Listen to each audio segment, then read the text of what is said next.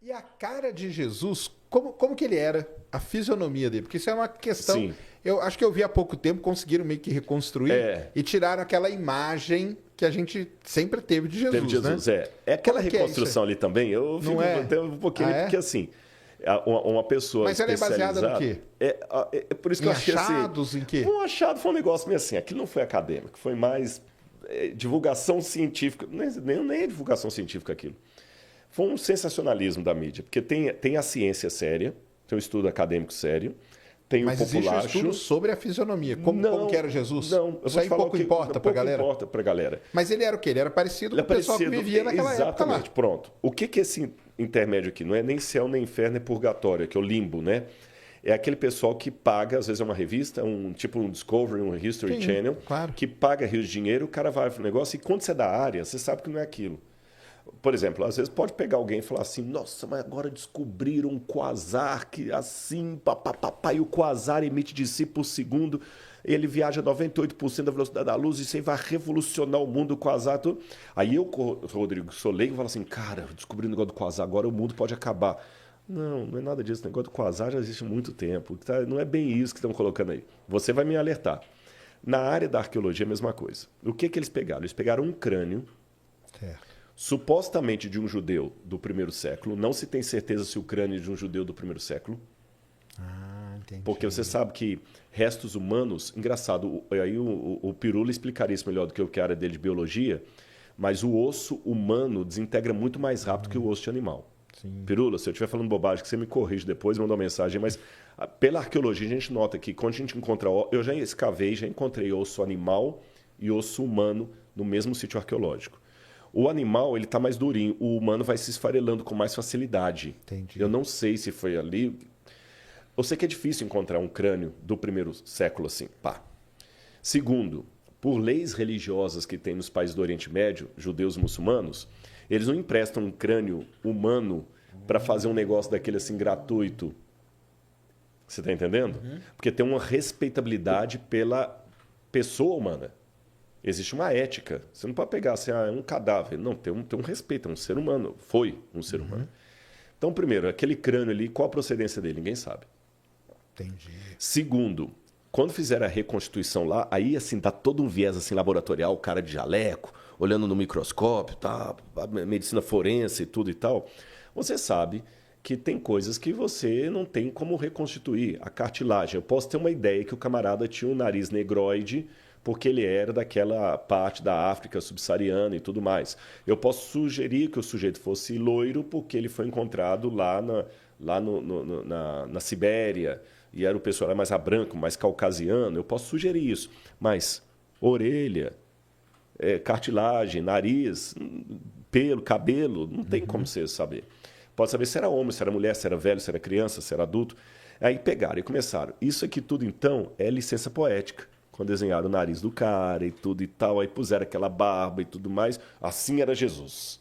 A ciência agora dá um novo mapa de Cristo. O que eu posso falar do rosto de Jesus? Eu posso falar para você o seguinte. Ele deveria ser uma pessoa como um judeu de sua época. O biotipo do judeu da época, que é diferente do biotipo do judeu de agora. Porque agora você tem um judeu askenazi, você tem um judeu da Espanha, o sefaradita, tem o judeu da Polônia. Então, quer dizer, tem vários tipos de judeus. Aí foi misturando, né? Tem o judeu etíope. Você vê em Israel, judeu da minha cor. Está lá no exército, lá, falando hebraico, tudo judeu, de origem etíope. Você tem judeu loiro. Você tem judeu com aquele nariz mais afinado, assim. Então, tem que pegar qual que era a característica do judeu da época. Então, Jesus deveria ser um sujeito de estatura mediana, porque, pelo que a gente vê dos ossários que encontraram os fêmurs da época, a gente nota que a população era baixa, em torno de 1,60 m e poucos. Caramba. Eram baixinhos, eram então, pequenos. Jesus era baixinho. Baixinhos. Os judeus tinham uma estatura baixa. Jesus deveria ser uma pessoa troncudinha, porque ele trabalhava com construção. A profissão dele era tecton. Tecton que o pessoal traduz como marceneiro ou carpinteiro, mas não tecton. Você não fala da tectônica de placas? Olha o mundo grego aí ajudando a gente. Claro. Tecton é construtor. O chefe dos arquitetos, dos construtores é o arquitecton. Então eles eram um tecton, né? A tectônica de placas, como é que as placas vão se construindo, se avolumando. E é pedra. Então ali na região da Galileia, trabalhava com pedra pesada e tudo andava Jesus a pé. Forte. Jesus era forte, tanto é que ele aguentou, carregou a cruz. Carregou a cruz, né? Depois de ter apanhado a noite toda, foi forte ali e tudo mais. Então, ele veio ser forte. O nariz, o perfil do judeu é aquele nariz assim, tipo... Arqueado, sabe? Bem arqueado, assim. Barba volumosa. A pele devia ser uma pele mais azeitonada, porque eles estavam muito expostos ao sol. Né? O sol direto. Cabelo mais crespo e farto. Cabelo mais crespo e farto. Isto é o que eu posso concluir da aparência. Algumas coisas que eu falei estão em consonância com esse estudo que você mencionou aí. Né? Que também coloca um cara meio ali e tal. É que também eles não podiam fugir muito, que senão ia ficar muito esquisito. Né? Agora, o que Jesus não era definitivamente é aquele ser quase com carinha efeminada, olhinhos azuis, aquela barba assim, com a carinha assim. Aquilo ali é uma construção. Sabe que aquele Jesus foi baseado em Luís XVI, né? Porque tinha a época todo Luís XVI, toda da sim, França. Que ele era o padrão, né? É o padrão de beleza. Entendi. Então Jesus foi o padrão de beleza. Então, caramba, ele era baixo. Porque não pode colocar ele baixo, né? Porque senão como que ele ia chegar nos lugares, né? Exatamente. Chegar impondo ali, impondo. E não, né? Que coisa, né? É muito complicado, né? E aí, essa parte aí que você falou, né? Que, cara, assim, eu sou ateu e tudo, mas eu acho sensacional essas histórias, viu? Acho sensacional. Não, elas fascinam, elas são legais. Fascinam. A fase final ali, que você falou que ele carregou a cruz. Então, o negócio, a cruz existiu, ele foi crucificado. Tudo isso aí já é comprovado. Arqueologicamente. Sim, arqueologicamente. Inclusive, eu vou dar algumas evidências para você.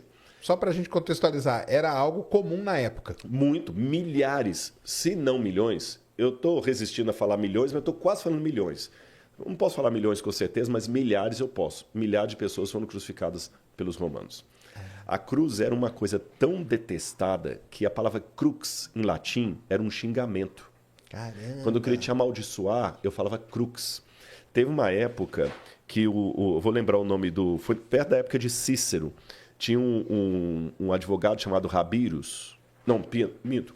O Rabirus é o que estava sendo acusado. E o advogado, na época de Cícero, colocou uma norma, uma jurisprudência, em que a palavra crux não deveria ser pronunciada diante dos ouvidos de um cidadão romano. Seria como falar um palavrão aqui. Existem certas palavras que o YouTube hoje também... Sim, barraria, né? Crux era uma delas. Entendi.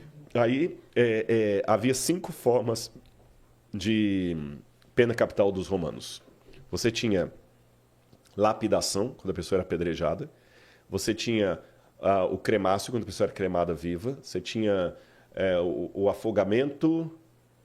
Tinha mais uma que eu esqueci, a última, que era a crucifixão. E era considerada a pior de todas. A pior de todas? A pior de todas. Caramba. Aí, por que só encontramos 3 exemplares de crucificados até hoje? Porque o crucificado não tinha direito a um sepultamento digno. O corpo dele era jogado num lixão chamado putenescum. Olha só. De onde vem a palavra PUTA, que significa putrefazer. Aí muitos até pegavam isso e falavam o seguinte, é mito da Bíblia que Jesus foi sepultado no túmulo de José de Arimateia, porque os romanos... jogava o corpo ali. Só que encontramos já 3 exemplares que fugiram à regra. Um encontrado na Itália, acho que foi na Itália, o outro foi em Roma e o outro em Israel. O de Israel foi o primeiro a ser encontrado. Em 1969, perto da Guerra de 6 Dias, estavam reconstruindo Jerusalém depois da guerra, e tinha um bairro lá, que existe até hoje, chamado Givat Hamivtar. Os tratores passaram e bateram num túmulo antigo. Caramba. E dentro desse túmulo tinha uma caixa de pedra que nós chamamos de ossário ou ossuário. Porque a pessoa, depois que morria... É interessante, o sepultamento era 1 ano depois de sua morte. Caramba! Porque você morria, o seu corpo era colocado no sepulcro, que era uma caverna. Depois de 1 ano, o pessoal ia lá, tirava os seus ossos, colocavam nessa ossário, caixa. Aí colocavam num gavetão assim e você estava com o túmulo pronto para outro membro da família. Entendi. Esse que era o aproveitavam, né? Aí aproveitavam. Acharam esse ossário. Aí estava o nome escrito do sujeito lá, Yohanan ben Hagakol. 1,63 m de altura. Lembra que eu falei que todo mundo era baixinho? E aí, quando pegaram, viram que como é o nome aqui abaixo do fêmur, a tíbia, né? Não, a tíbia é do braço. Esqueci, gente, agora deu branco. Eu não sei. Aqui da canela aqui. Estavam quebrados. Não sei se você acha aí. Estavam quebrados os ossos. E não foi quebrado de ação do tempo, não. Foi deliberadamente quebrado com uma pancada. Fíbula. Não, acho que é a tíbia. É tíbia mesmo. É a tíbia, né? Então eu falei tíbia. Eu tinha falado tíbia aquela hora. É a tíbia mesmo. Abaixo do joelho. Isso, bem abaixo do joelho. Estava quebrada essa parte, é a tíbia. E alguém quebrou aquilo ali. E eles falaram, interessante. E no calcanhar tinha um prego romano crucificado, enfiado. Caramba. No calcanhar da cartilagem. Estava lá o prego. Estava lá o prego. Então, viram que foi o único exemplar de um crucificado. Aí o pessoal da Universidade Hebraica, doutor de Saferes, tinha outros médicos, doutor Zias, fizeram um levantamento técnico, como é que seria... Aí vem a medicina forense. Tá vendo como é que a arqueologia lida com várias outras áreas? Até a astronomia, quando a gente estuda a astronomia babilônica. Sim, a astronomia, ela por causa do jeito que o pessoal falava, né? Eclipses e coisas, exatamente, né? E tal. Aí perceberam que era um crucificado e levantaram. Então, a forma como Jesus estava crucificado... Tem como mostrar alguma coisa aqui? Tem, qualquer coisa. Se você escrever aí Crucifixion Archaeology, só coloca assim em inglês, vai ficar mais fácil de achar. Aí coloca nas imagens que eu já vou mostrar qual. Crucifixion Archaeology. Aí o que acontece? O formato como o sujeito era colocado na cruz era muito assim diferente do que os livros mostravam. Pode colocar nas imagens ali, por favor. Posso ir aí rapidinho? Não, ele vai passar aqui? Pronto, fica mais fácil. Olha aqui, olha. Olha o osso que encontraram. Abre esse aqui, por favor. Esse aqui, ó. Isso. Caramba, cara, encontraram assim um prego mesmo? Olha o prego. Olha lá, tá vendo? Sendo o calcanhar dele. E se você voltar lá, eu vou mostrar como é que a gente agora deduz. Até essa descoberta, a crucificação, então, era meio que um negócio que você não sabia. Exatamente. Na verdade, esse aqui é o que foi encontrado na Inglaterra. O de Israel é desse aqui, ó. O de Israel é esse aqui, ó. O de cima. O de cima. Pode ser esse também, não tem problema, não. Pode ser esse. Se você tiver com boa resolução. Pronto. Aqui, é lógico, isso aqui é um desenho de como ele estaria originalmente. Sim, claro. E ali o original foi encontrado. Ali, e o prego está torto, porque imaginam que eles batiam e depois batiam no prego aqui para poder enfiar. Não é à toa que o negócio era posição do sujeito, veja bem, não é na planta do pé, como você vê nas imagens. É verdade. Tá vendo, olha? Agora, volta, por favor, nas imagens que eu vou ver a posição dele, alguma mais... Essa aqui, ó. Essa aqui. Isso. Caramba, seria essa a assim, ideia do crucificado, com a diferença que aí o sujeito está amarrado. Na verdade, as mãos eram pregadas. Aí o prego na mão era na mão mesmo, era aqui no meio. No meio. E aqui, a diferença é o pé, então. O pé do lado, e aqui o sujeito ficava sentado num banquinho chamado sedícula. Então, onde está aí a parte aí do baixo ventre, tinha um banquinho. Ele está sentado. Ele está sentado e aqui. Mas você percebeu que ao fazer que assim minha voz mudou? Então, você fica numa posição incômoda. E daqui a pouquinho você vai perdendo o ar. Ficavam? É isso que é interessante. Os romanos, eles faziam a crucifixão para durar vários dias, provocando dor. Dificilmente alguém morria pela cruz. Ele morria de insolação, desidratação. Era mais uma tortura, né? E Jesus morreu com 3 horas. 3 horas? Isso foi um surpresa. Tanto é que o soldado romano falou assim, mas ele já morreu. Não era para morrer tão rápido assim. E quando a pessoa... Mas não matavam, então, com aquele negócio da lança não existe. Não, existe. Mas qual foi o lance da lança? Quando eles queriam apressar a morte da pessoa, que eu falei que ficava 3, 4 dias, eles praticavam o crurifrágio, que era quebrar as pernas. Por quê? Se eu tivesse na posição desse sujeito aqui, assim, sentado na cadeira, vocês perceberam em casa que a minha voz mudou de tom? Porque eu estou atrofiando aqui os pulmões. E nessa posição, o ciático também fica todo exprimido ali. Claro. E eu vou perdendo fôlego com o tempo, vai perdendo fôlego. E para respirar, você tem que levantar e cair de novo. Então, a cruz era uma coisa horrorosa de se contemplar. Cara, era horrorosa mesmo. E quando você quer apressar a morte da pessoa, você quebra porque as aí não pernas. Tem como ele levantar. Aí ele morre mais rápido. Aí você vai no Evangelho, fala que estava um rebu em Jerusalém, época da Pêssar, da Páscoa. Tinha um grupo que queria crucificar Jesus, mas ficou com medo de ter uma reação dos partidários de Jesus. Aí falaram o seguinte, olha, Jesus morreu. Não, confirma se morreu mesmo. Aí que o sujeito pegou a lança e enfiou. Entendi. Aqui. Então não foi a lança que matou ele. Não. A lança foi para confirmar se ele estava morto ou não. E como viram que ele já estava morto, eles quebraram as pernas dos ladrões que estavam do lado. O Evangelho fala isso, mas não fala por que quebraram as pernas. Mas agora, aí vem o cruzamento da arqueologia com a Bíblia. Eu sei que quebravam as pernas para apressar a morte dos 2 ladrões. Mas de Jesus nunca foi encontrado nada disso. Nada. Nem a cruz, Nem não a cruz, existe, nada. O mito do encontro da cruz é de Helena, mãe de Constantino, que foi lá no 4º século, que encontrou o pedaço da cruz de Jesus. Aí uma parte está lá na Maison du Trésor, lá da Igreja Notre-Dame de Paris. Outra parte está lá em Jerusalém. Mas assim, até uma ironia de Lutero, que diz que encontraram tantos pedaços da cruz de Jesus que conseguiram construir 2 arcas de Noé e ainda sobrou um bercinho, né?